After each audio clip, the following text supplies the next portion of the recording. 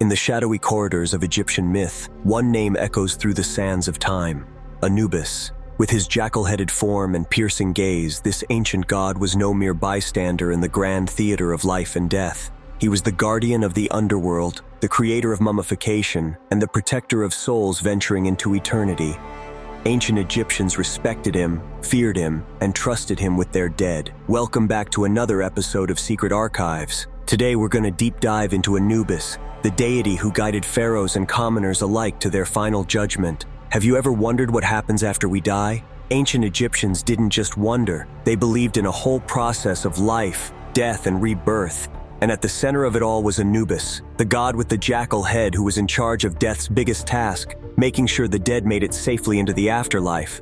Yup, Anubis wasn't just your average god. He was the protector of graves, the master of mummification, and the weigher of hearts. So why did his role in death and resurrection shift over time? What secrets lie hidden in his black, jackal-like form, a symbol of both decay and renewal?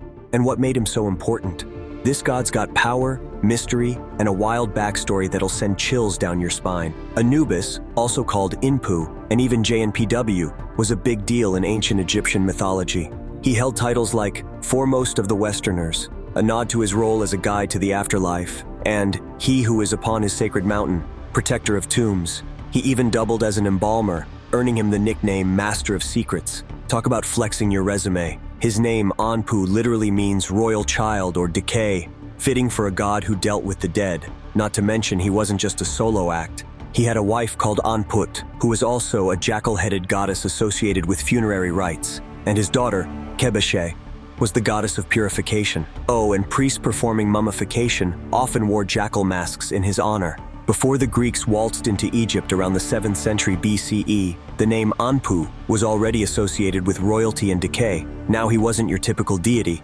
With the sleek black head of a jackal and the body of a man, he stood out. Why a jackal, you ask? Well, jackals were notorious for being cemetery scavengers, hanging out near tombs, and digging shallow graves. The ancient Egyptians thought these creatures were connected to death. They didn't want their loved ones' bodies getting eaten by wild animals, so they recruited Anubis. As a divine bouncer, he made sure no pesky predators messed with the dead and souls didn't get lost in the shuffle. Ever heard of the Curse of Anubis? Legend says that anyone who dared disturb a tomb guarded by Anubis would face dire consequences. Grave robbers, beware. Disrespecting the dead would surely lead to a curse. His black hue wasn't just for aesthetics either. In ancient Egypt, the color black wasn't just about mourning, it was about rebirth. It represented the fertile soil of the Nile, where crops grew and life was constantly renewed. It also symbolized regeneration and the darkened corpses after embalming. Anubis was basically a walking, jackal-headed metaphor for life after death. In a way, he was bringing the dead back to life,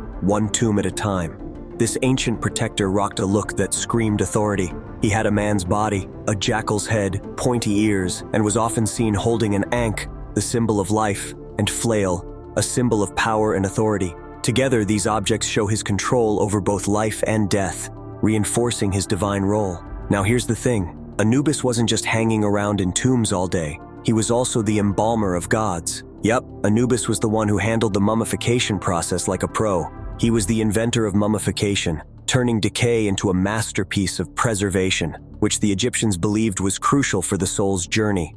The Egyptians believed that death wasn't the end, it was just a transition to a new life. And guess who was there to make sure the transition went smoothly? Anubis.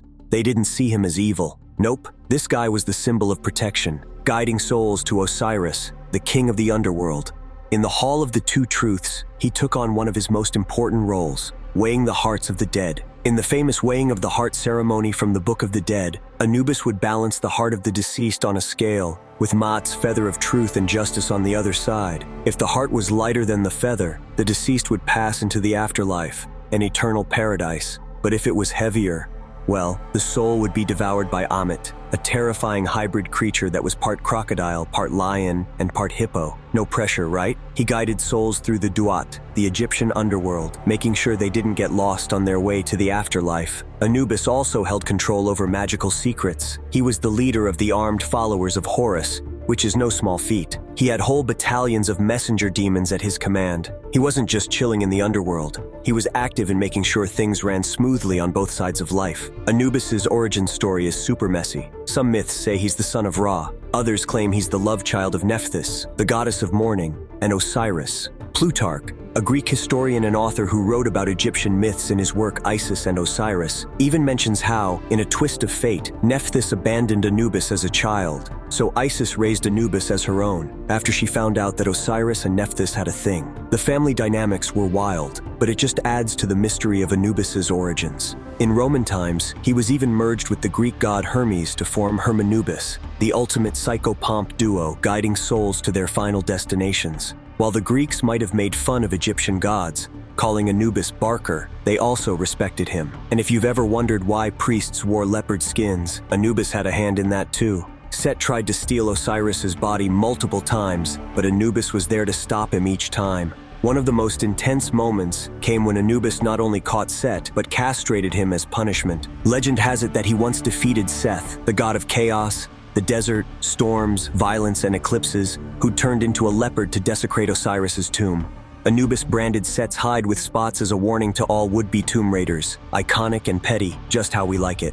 Originally in the Old Kingdom, 2686-2181 BCE, Anubis was the god of death. But when Osiris burst into the scene during the Old Kingdom's 4th dynasty, stealing the show as Lord of the Underworld, Anubis handed over the crown. Still, he didn't fade into the background.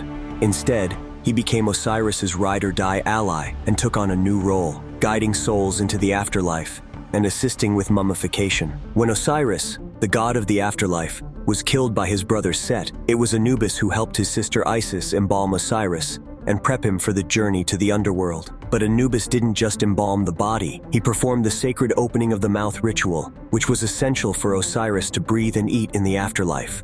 Talk about loyalty. Artists loved featuring him, especially in royal tombs and coffins.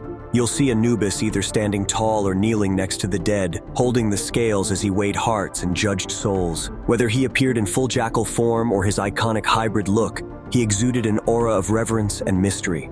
So yeah, Anubis wasn't just a random god with a dog's head. He was one of the most powerful and complex deities in ancient Egypt, a symbol of balance. In a world obsessed with life and terrified of death, he bridged the two. He showed that death wasn't the end. It was a transition, a journey. His influence didn't stop in Egypt either. From Greek myths to Roman times, his legacy lives on, continuing to capture imaginations around the world. So next time you think about the mysteries of life and death, remember Anubis. He wasn't just a deity of doom. He was a protector, a guide, and a symbol of eternal renewal. He was the god who kept the peace between the living and